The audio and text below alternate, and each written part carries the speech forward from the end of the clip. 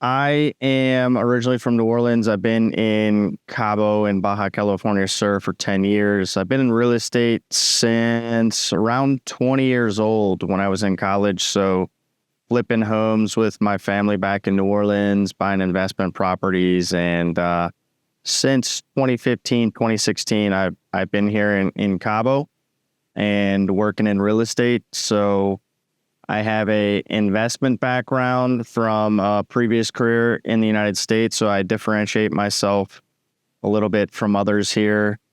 But I live and work here in Cabo and love it, and I will be here for a long time, I believe. Yeah, at first, when I first got here, it was kind of like a dream. It felt like a vacation. And then there was a little bit of fear around leaving the known that I had and all the connections I had back home in the United States. But I'd say around 2016, I decided to take that leap. And, I'm very grateful that I did that. But that was all a result of the people that I met here and how beautiful this area is. And I'm super happy that I ended up moving here because it's been the best decision I've ever made. I really like living in Cabo. I used to go home for Christmas and, my friends would always say, hey, when are you moving back? When are you moving back? And then it changed to, you're not moving back. And then now it's basically not even questions about moving back, but hey, when can we come visit you there? So I love this area. It's growing. The potential here is enormous. And there's so many areas. I'm going to be going to La Ventana soon.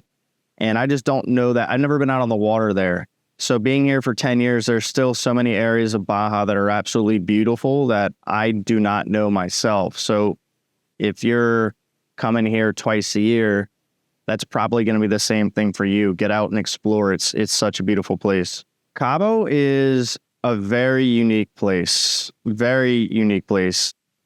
The thing that I find very interesting is that there's a 40% repeat traveler to Cabo and Baja California Sur. So a lot of the people that come here again. And that is a testament to the destination. So I would say it is a mix of some of the most beautiful ocean that you can find, and just a very interesting landscape where the desert and mountains meet the ocean. And it just has this really, you have to come here to see it. It's not for everybody. A lot of people love it for vacation. A lot of people love it to live. Some people come here and that's enough for them, but it's just so unique from anywhere else in the world that I've been.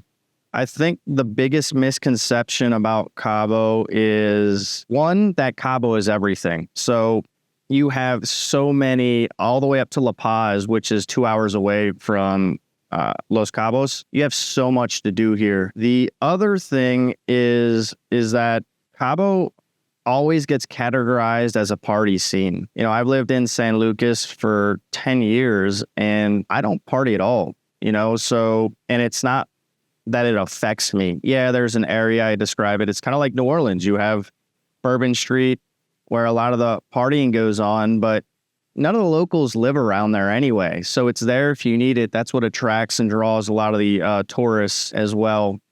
But there's so many different areas in Baja California Sur that if you go exploring, you're going to find something that you like, even if that's not Cabo San Lucas or San Jose del Cabo. So Cabo it's so much different, the ecosystem, and the water gets deep really quick, right? So, for example, I grew up on the Gulf of Mexico and it's just flat. And for that reason, the water looked like muddy. It was, in Cabo, it drops off. You're literally on a mountain range. So you have this really clean water. You have whales, orcas. You have this really incredible wildlife, marine wildlife, and the fishing. So I think just the fact that you can be in deep water so soon, and obviously some of the beaches are not swimmable because of that, but it's not like Florida. It's just completely different. And then you get to these locations and you might have like this rock cliff that goes off into the water and there's a beach next to it. But some of the most beautiful beaches. And one more thing, I grew up going to Florida. And whenever I went to the beach in Florida, there was always generally a lot of people at the beach. One of my favorite things to do in Cabo is to go on like a Tuesday afternoon. And here I am in this world-class beach and I'm looking around and there's 5 other people. So there's so many different beaches to explore as well. But it's just beautiful. The amount of beaches and that you can choose from, there's a beach for everybody here. Something that I've learned from living here. Probably patience. When I first got here, you didn't have any of the businesses really that you have here. For example, my son's in camp right now, and it was really hard to just find a camp. It was hard to order something online. So I think patience is something that I've learned here, whether that's dealing with, services from the municipality. But once again, this is a growing area. So over the past decade, you've had a lot of professional people, entrepreneurs move here that are taking advantage of that. How has Cabo changed me as a person? It's pretty much everything. I think that obviously being professional here, I don't have to leave. I make my living here. But I have had other people reach out to me that have looked at not even moving to Cabo or Mexico and just asking my experience about leaving something that was known where I had a good ability to make a living and a good network, but coming here was scary at first because you're giving up all that income, all that potential to come here. So coming to a new area and then being able to flourish it means a lot because there was no like family connections. There was nothing like that. So I believe that if you move to an area like Cabo and you have the right intentions and you work hard, you'd be surprised at, what you can do. The biggest change is you still have a ton of land here in Baja California Sur. It's probably, if you go all the way up to Loreto, it's probably only 5% developed out, right? So there's still a ton of land. Now, when you live in Cabo San Lucas, you obviously have seen a ton of development and construction. So I think the biggest change is the amount of development that's going on. And that's obviously due to the interest. And this is where I would say that we really need to pay attention to how this is building out, with the urban plan, the PDU that the government put in, and making sure that people stick to and do sustainable developments that are going to make Cabo and Baja California Sur better in the long run. What trends in real estate?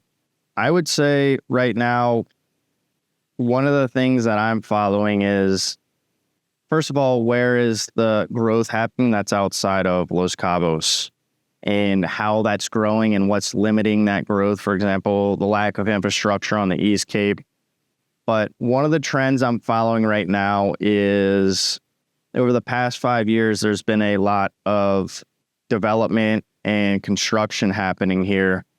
And now people are taking a second look and saying, hey, should we do this project or should we focus elsewhere? Because you had a lot of people from mainland, from Mexico City, Monterrey, Guadalajara, Cancun, Tulum, that came here to do projects because it was the hot market. And it still is the hot market, but I think you're starting to see people say, hey, there's been enough development. Let's let these projects finish and get absorbed before we consider doing a new project.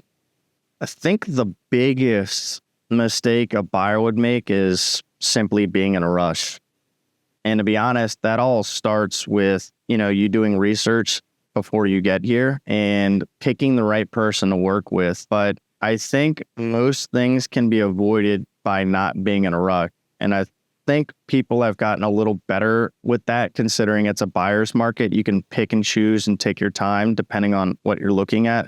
But the biggest mistake I see is somebody being in a rush maybe it's not a bad property or something, but maybe they buy there and then a year later they're like, oh, I like this area a lot better. I like this neighborhood a lot better. So just taking your time, I think, is the best advice I could give. Explain the market in one sentence. It's not an easy one. Buyer's market. Being a broker, I like being a broker. I think, honestly, what my job as a broker is I have a lot of people reaching out to me, whether that's buyers, sellers, people that are just interested in the market. My job as a broker is to distribute that lead, that person, to the agent or whoever it is that's going to best take care of that person. So I think, and this is different, and people on this team know this, but what I notice at a lot of other companies is the brokers are the people that end up taking those leads, and they end up getting that business, or they have their wife on their team and they give it to their wife and she sells it, right? And then all of a sudden that's the top agent on the team, where they're not taking the lead, but it's not going to the team. It's not a meritocracy. And here we do have that. If you're working hard and you're attending all our sales training, like, you're going to get fed. So I think at the end of the day, being a broker is about distributing work to the people that can serve the client the best and that are deserving of that work. The most rewarding part about leading a team is that you learn. So a lot of the agents on our team come to me because they have a question and they're coming to me for experience and guidance. And oftentimes after these situations, interactions, I'm like, man, this is a new one. Or, hey, this situation's different. So when you have so many people coming to you with their daily conflicts or issues, it opens you to so much more experience. So by helping other people, it's actually helping me to understand the market better too. So they're coming for help, but at the end of the day, through all that helps me understand the market, and also helps me understand that I don't know that much. As soon as you think you know everything, you're going to be in trouble. As soon as you think you don't need to learn anymore, it's time to hang the boots up. So by having a team and running a team, you end up learning more, because instead of it just being your experiences, you have the experience of, in our situation, 25 or 30 people. The best qualities for a real estate advisor, I would say, are honesty, integrity, and hard work. First of all, always putting the client first, and clearly being honest. For example, we teach this. If you don't know something, instead of BSing it, tell that client, hey, I'm going to get back to you. I know somebody that knows that market really well. I want to, before I give you an answer that I don't know if is correct, be honest with them, have integrity, go the extra mile.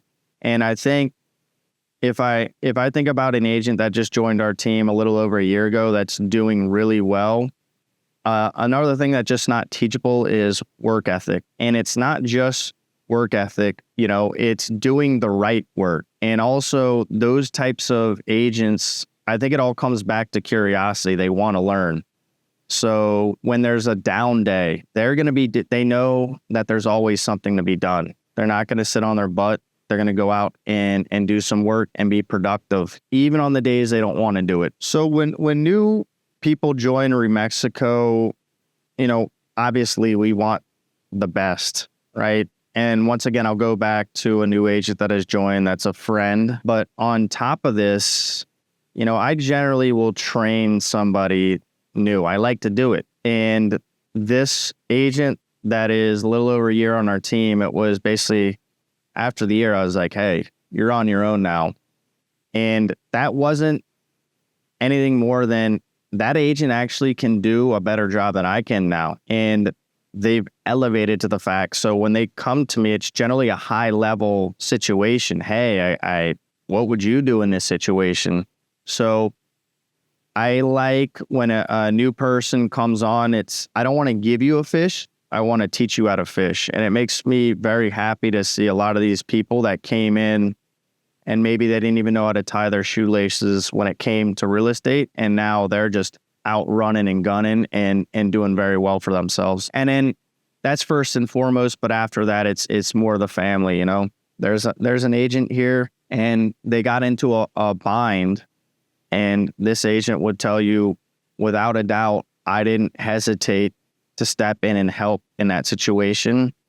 And I know that those types of people on the team are so loyal that they're going to stick around, and that's what we want. So more of a family atmosphere than just being a number. Something that I've learned from the team is listening, you know, because it's very easy when you're the broker and everybody's coming to you to get a big head and think that you know everything. I believe that listening to the other agents, and this is something that I like about our team, is that if I'm being honest, that on most days, there's not somebody who could check me if I wanted to do things a certain way. We've set up this company to where everybody's equal.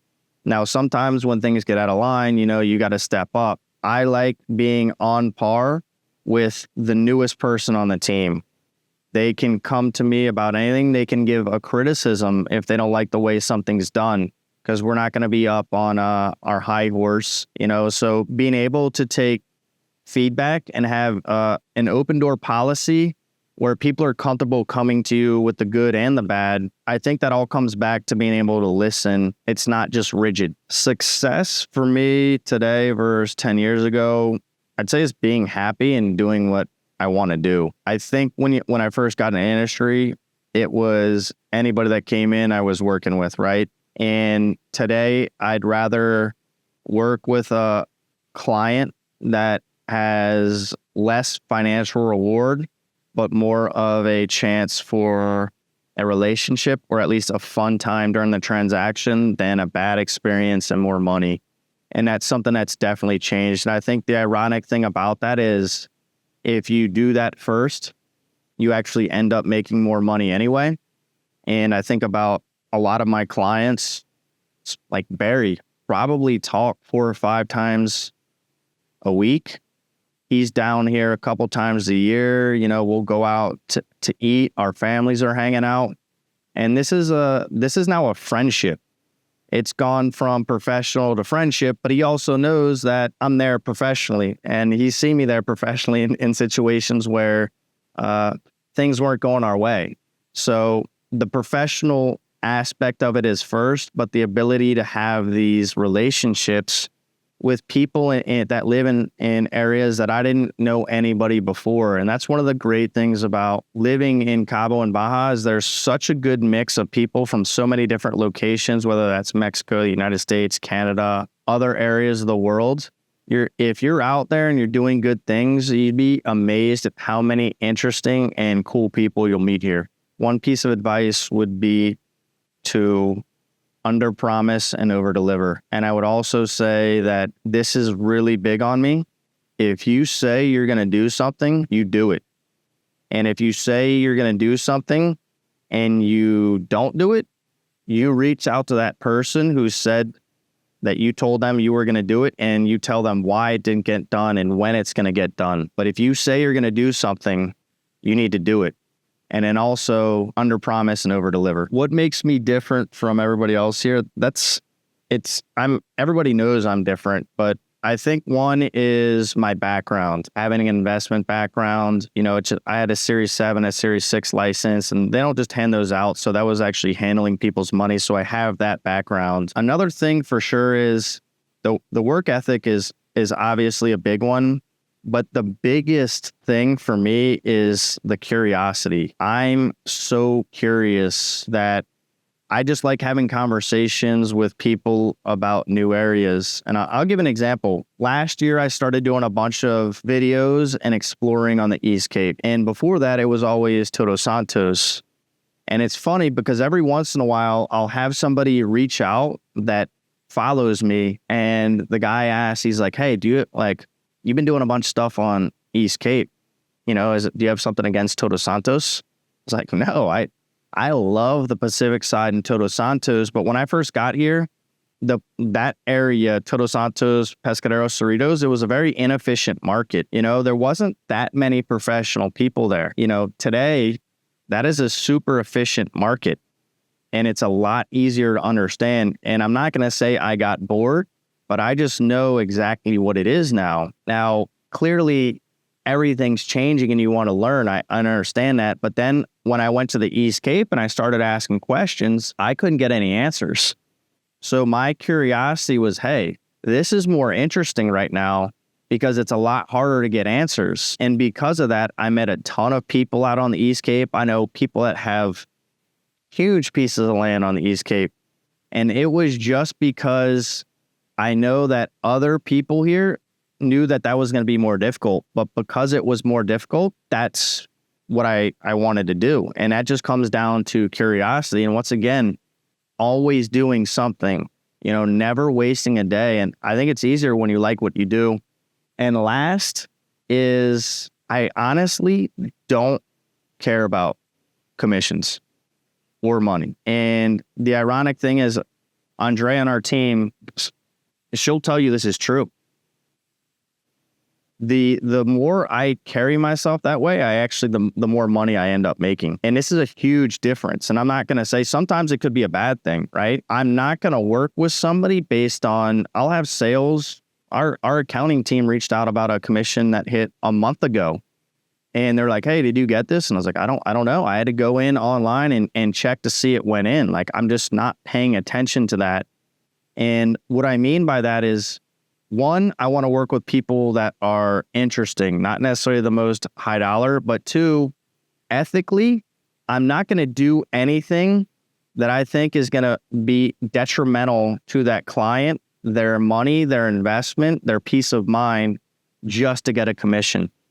So those are three things that really differentiate me: the investment and also, just really not letting money lead the decisions, and then just being curious. And when you have so much beautiful area here to explore, that curiosity just leads you to new relationships, new ideas, and being a better agent all around. Our culture, well, the first thing that pops up is no drama, accountability, a safe place. And the agents here know this is we're not just looking to add people to the team. We're looking to add the correct people. The ability to make a living while having a personal relationship and not being a money or not being just a number. And then also, not having any BS. Because you go to a lot of other companies and there's a lot of BS and there's a lot of favoritism. Here is one word: meritocracy. If you're working, you're going to get fed. And we will continue to support the people that are working hard. When I'm not working, so I generally, sometimes I got to stop working, Like I started recently actually taking the weekends off when I didn't have like tours set up, which I really not like. But hiking, golfing, physical exercise, which I need to be better at. And I actually am a really big reader. I read a lot. So the first sports or TV that I really watched was World Cup in a long time. Before that, it was like the Jordan documentary during the pandemic. So I don't watch TV. I don't pay attention to the news. Here we're almost into August, and I've read 12 books so far this year, all from, stuff about our industry to fiction to nonfiction. So I think what people wouldn't or might be surprised about me is that I read a lot. Like, really big nerd. Favorite books. I have to say my favorite authors that are fiction are probably John Grisham, who's from Mississippi, and also Stephen King. I've been on a little Stephen King bender. And now there's another author, CJ Foley, that I've started reading a bunch about. But I also like to mix in, I just bought a book on Mexico that's, like 600 pages. But I would say that one of the best books that I've read in the past year, fiction, has been Under the Dome by Stephen King. That was a good one. One Place in Los Cabos. I would say if it's an area, the Todos Santos area in general, or the East Cape.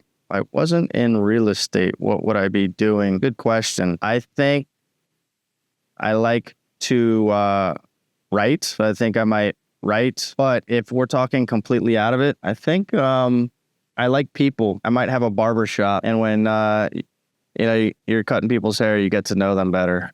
So maybe I have a retirement gig lined up as a barber. I don't know how good I'd be though. So I don't know how many repeat customers I would have.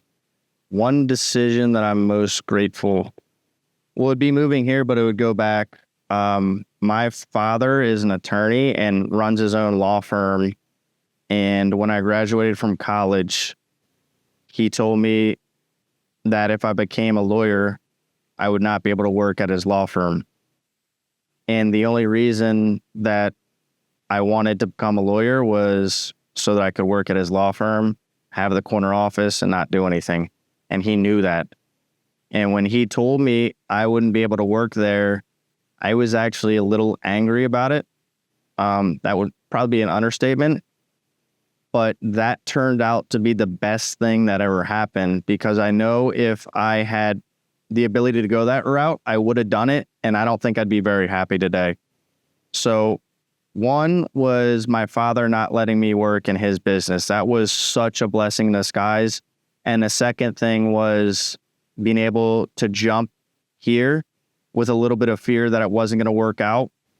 So moving to Cabo and then being able to grow and prosper, meet new people has been the best decision I've made. Cabo is home. Cabo is fun. Home means being comfortable. My ideal client is somebody who knows what they want. The best investment is one that you take your time and you're patient with. Happiness is doing the right thing and not worried about what other people think about you. I never leave home without my phone. That's probably not the best answer, but that is the most accurate one. Living here has taught me patience, but also living here has taught me how to respect a lot of different people from a lot of different cultures. I always recommend to be healthy, get exercise, and do what you want to do. I'm Fletcher Wheaton. I'm the broker at REmexico. We have a really strong team here. Our website's caborealestate.com. Looking to help buyers and sellers here for sure, but also anybody that is looking to grow professionally. We've done a really good job with the people that have come on board, and these people would tell you that. So you know where we're at. We work from Cabo San Lucas, Los Cabos, all the way up to Loreto, and we got people in every market, and we can help you.